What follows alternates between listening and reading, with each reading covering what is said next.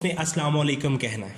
ठीक है, आप उम्मीदवार हैं, आप एज्यूम कर लें कि आप उम्मीदवार हैं, आप कमरे में दाखिल हो रहे हैं, तो आपने क्या करना है, सबसे पहले हल्की सी मुस्कुराहट के साथ क्या कहना है, अस्सलाम वालेकुम। उसके बाद कमीशन मेंबर यकीनन आपको वालेकुम अस्सलाम, तशरीफ रखिए, इस तरह का जवाब दे सकते हैं। ठीक है जी। अगर वो मसरूफ भी हों तो फिर भी आपने चेयर के पास जाके आपने उनसे पूछ लेना है कि एन आई सिट, तो वो आपको यकीनन कह देंगे कि आप प्लीज़ तशरीफ रखें। तो कमीशन मेंबर जो सबसे पहला क्वेश्चन आपसे पूछेगा उस इंटरव्यू, जब आप बैठ चुके हैं, आपने इजी हो गया, आराम से चेयर के ऊपर बैठना है, कंफ्यूज नहीं होना और ना ही ओवर कॉन्फिडेंस होना है, तहम्मुल मिजाजी के साथ आपने चेयर पे बैठ जाना है पुरस्कून होके। तो कमीशन मेंबर आपसे पहला क्वेश्चन जो पूछेगा, और ये सभी जो इंटरव्यू देने वाले कैंडिडेट्स होते हैं उनसे ये पूछा जाता है, इंग्लिश में भी पूछ लेते हैं, उर्दू में भी पूछ लेते हैं। कमीशन मेंबर बड़ा ही काम एंड कूल होके बैठा होता है और वो बाबा सा होता है। वो आपको जैसे ही दिखाई देगा, जनाबे अली आपसे वो एक सवाल पूछेगा, अपना तारफ करवाएं, या तो उर्दू में पूछ लेगा या फिर इंग्लिश में पूछेगा, प्लीज़ इंट्रोड्यूस योरसेल्फ। वो बहुत एक्सपीरियंस्ड होते हैं, इसलिए बड़े आराम सुकून से बैठे होते हैं, आपने भी आराम सुकून से उनको जवाब देना है।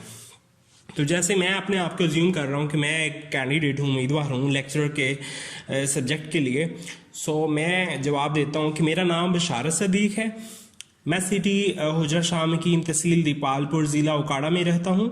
मैंने matric government high school Hujra Shah Muqeem से, FSc government college of science Lahore से, बीएससी एक्सपोर्ट कॉलेज लाहौर से, MIT virtual university of Pakistan, MSCS virtual university of Pakistan से, BEd Allama Iqbal open university Islamabad से किया है। मैं एक टीचर हूँ और स्कूल एजुकेशन डिपार्टमेंट में जॉब कर रहा हूँ।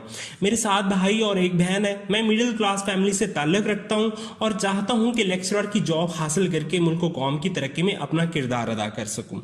तो इस तरह से आपने जो कमीशन का पहला सवाल है, प्लीज़ इंट्रोड्यूस योरसेल्फ, उर्दू में अगर उसने पूछा है अपना तारुफ करवाएं, तो फिर आपने उसको उर्दू में ही उसको जवाब देना है। अगर उसने इंग्लिश में पूछा है प्लीज़ इंट्रोड्यूस योरसेल्फ, तो फिर आपने उसको इंग्लिश में बताना है कि आई एम बशारत सदीक। ठीक है, और इसके आगे आपने अपना एड्रेस और अपनी क्वालिफिकेशन और अपनी फैमिली बैकग्राउंड्स बता देनी है। ठीक है जी। नेक्स्ट क्वेश्चन जो आपसे कमीशन मेंबर पूछेगा, और ये मोस्टली पूछा जाता है, आपके इलाके की खास बात, चूंकि जब आपने इंट्रोड्यूस करवाया खुद को, तो कोई ना कोई उस इंट्रोडक्शन के दौरान उसके माइंड में जो क्वेश्चन आएगा वो आपके उस जवाब में से निकाल के देगा। तो जैसे मैंने हुजरा शाह मकीम बताया, तो आप मुझसे वो उसने सवाल पूछ लिया कि आपके इलाके की कोई ख़ास बात। ठीक है, तो मैंने बताया जी, मेरे इलाके हुजरा शाह मकीम का नाम एक बुजुर्ग हस्ती हज़रत शाह मोहम्मद मकीम रहमतुल्लाह अलैह के नाम से है। इससे पहले ये इलाका पत्थरवाल के नाम से जाना जाता था। ठीक है, उसने फिर नेक्स्ट क्वेश्चन पूछा, पाकिस्तान की मौजूदा 5 बड़े मसाइल क्या है। तो मैंने बताया कि कोरोना वायरस की बीमारी, महंगाई, बेरोज़गारी, गुर्बत, एनर्जी क्राइसिस।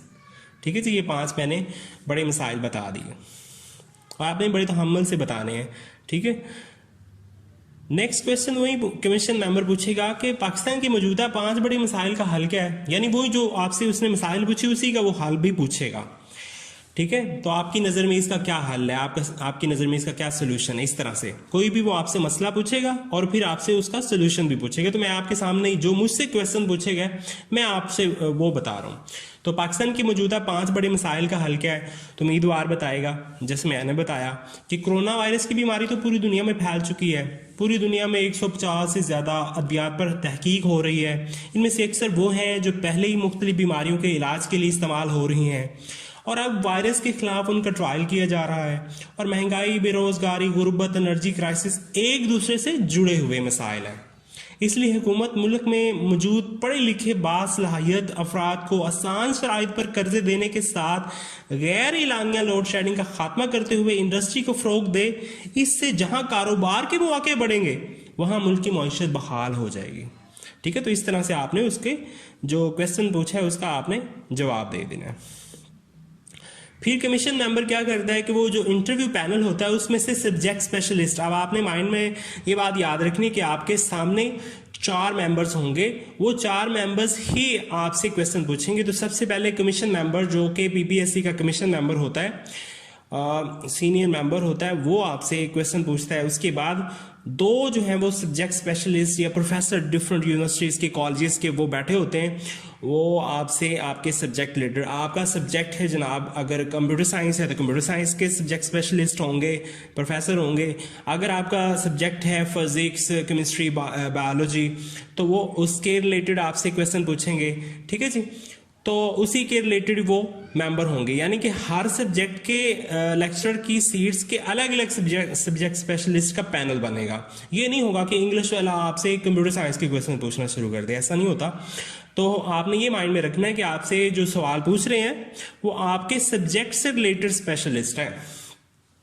ये जो इंटरव्यू आपके सामने इस वक्त जारी है, ये सारे सब्जेक्ट से रिलेटेड ही कंडक्ट किया जा सकता है, आप इसको कंसीडर करें, क्योंकि इसमें सिर्फ सब्जेक्ट रिलेटेड क्वेश्चन के अलावा बाकी सारे क्वेश्चन सभी फील्ड के ऊपर लागू होते हैं जी, सभी फील्ड के मुतालिक पूछे गए हैं। तो अभी क्या हुआ कि कमीशन मेंबर ने 2-3 क्वेश्चन आपसे बिल्कुल जर्नल जो है वो क्वेश्चन पूछ लिए। उसके बाद वो क्या करता है, सब्जेक्ट स्पेशलिस्ट को हैंड ओवर कर देता है कि वो अब उससे क्वेश्चन पूछे जिस सब्जेक्ट के रिलेटेड वो लेक्चर की सीट पे अप्लाई किया था उसने और जिसका वो इंटरव्यू देने आया है। तो सीनियर प्रोफेसर या सब्जेक्ट स्पेशलिस्ट मेंबर 2 होते हैं, ठीक है। तो पहला सीनियर प्रोफेसर आपसे क्वेश्चन पूछता है कि आपका फेवरेट सब्जेक्ट कौन सा है। ये ऐसा सवाल है कि जिसकी आपने घर से तैयारी करके जानी है, चूंकि आपकी 24 या इससे 30 या 40 बुक्स हैं कंप्यूटर साइंस के सब्जेक्ट की, तो 40 की 40 तो आपकी फेवरेट नहीं आप बताएंगे वहां पे, आपने सिर्फ उनमें से एक बुक बतानी है जो कि आपकी फेवरेट है, ठीक है। तो आपने वो फेवरेट सब्जेक्ट बताना है जिस पे आपकी ग्रिप हो, जिस पे आपकी कमांड हो, जिसमें से कहीं से भी किसी भी टॉपिक का क्वेश्चन आपसे पूछें तो आपको फर उसका जवाब देना आता हो, आपको हर कंसेप्ट पे ग्रिप हासिल हो। तो जैसे मैंने जवाब दिया, जब मुझसे सवाल पूछा कि आपका फेवरेट सब्जेक्ट कौन सा है, तो मुझे भी डीबीएमएस अच्छा लगता है, तो मैंने डीबीएमएस बता दिया, डेटाबेस मैनेजमेंट सिस्टम, ठीक है। उसने मुझसे सवाल पूछा आपका फेवरेट सब्जेक्ट कौन सा है, मैंने जवाब दिया डेटाबेस मैनेजमेंट सिस्टम।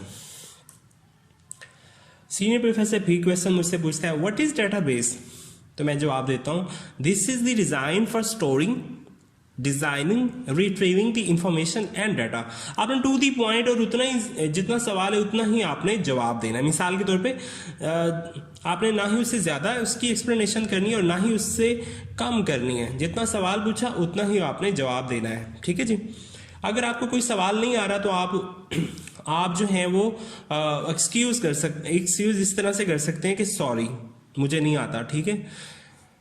तो इस तरह सीनियर प्रोफेसर फिर मुझसे क्वेश्चन पूछता है व्हाट इज डाटा मॉडल, तो मैं जवाब देता हूं data model describing data relationships, data semantics and constraints, ठीक है जी। ये अगर तैयारी की होगी अपने उस फेवरेट सब्जेक्ट की तो फिर ही आप सही तरह से जवाब दे सकते हैं, ठीक है जी।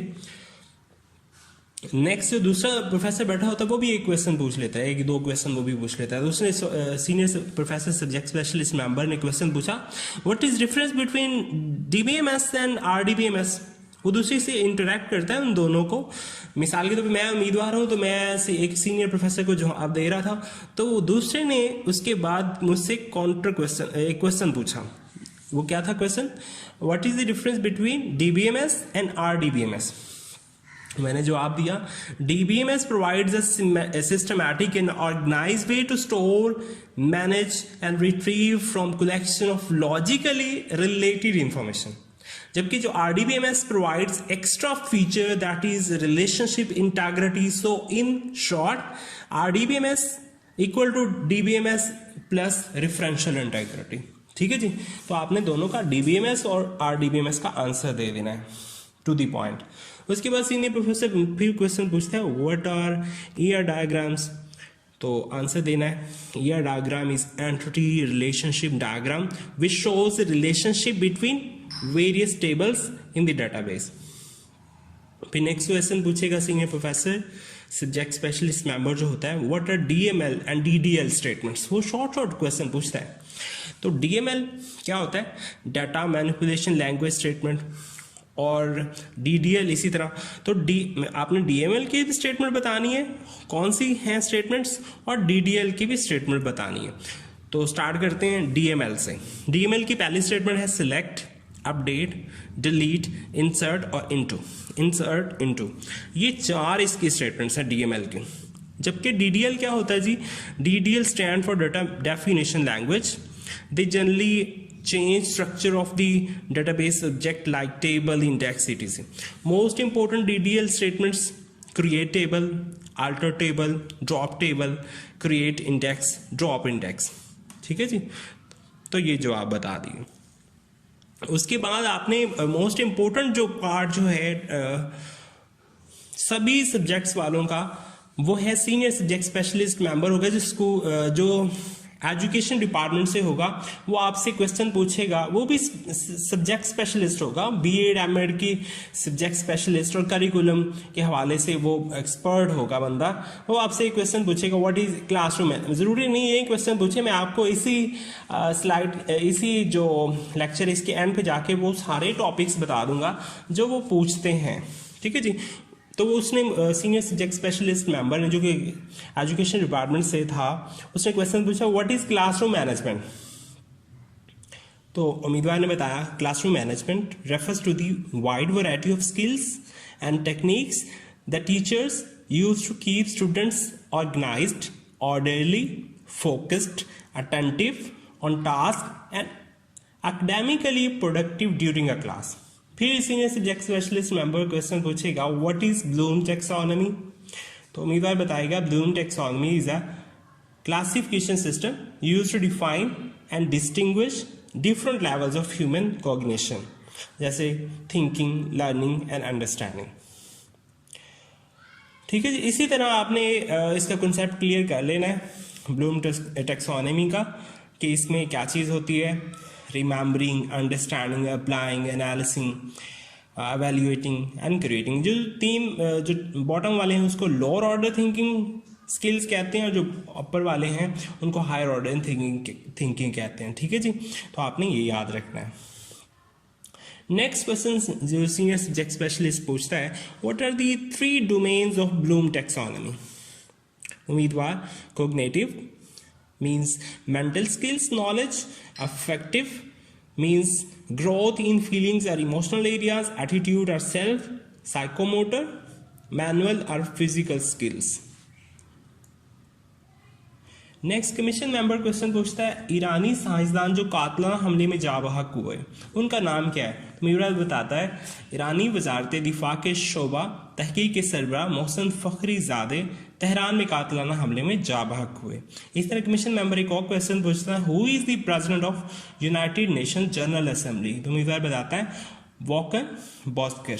ठीक है जी, तो ये वॉल्कर बॉस्कर जो हैं वो जनरल असेंबली के यूनाइटेड नेशन के प्रेसिडेंट हैं। ये तुर्की के जो है वो फर्द हैं। ठीक है जी, इसी तरह अब आपने माइंड में रखना है, इसी चीज़ को माइंड में रख के आपने इंटरव्यू की तैयारी करनी है कि जो कमीशन मेंबर होता है वो नीचे वाले जो आपको नज़र आ रहे हैं ये क्वेश्चन पूछता है introduce yourself, tell me about yourself. अच्छा एक बात आपने याद रखनी, जब ये उसने लास्ट क्वेश्चन पूछा उम्मीदवार ने जवाब दिया, उसके बाद वो कमीशन मेंबर कहता है कि ठीक है जी आप जा सकते हैं। तो आपने वहीं उसी हल्की सी मुस्कुराहट के साथ थैंक यू कहना है सारे मेंबर्स का और आपने कमरे को लीव करके आपने बाहर आ जाना है। ठीक है, आराम से ग्रेसफुली।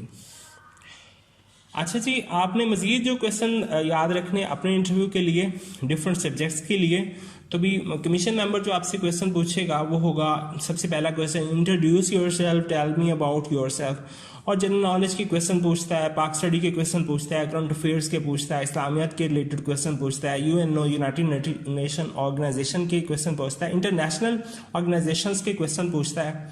ठीक है जी, इसी तरह 2 और जो पैनलिस्ट बैठे होते हैं, मेंबर्स बैठे होते हैं, वो आपके सब्जेक्ट रिलेटेड होते हैं।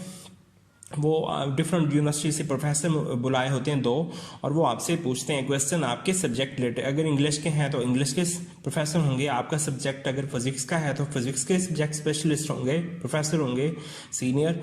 और अगर आपका कंप्यूटर है तो मैं आपको कंप्यूटर की बता रहा हूँ, तो जैसे basic to advance level concept उसमें बताएंगे, वो आपको उनसे रिलेटेड आपसे क्वेश्चन पूछेंगे।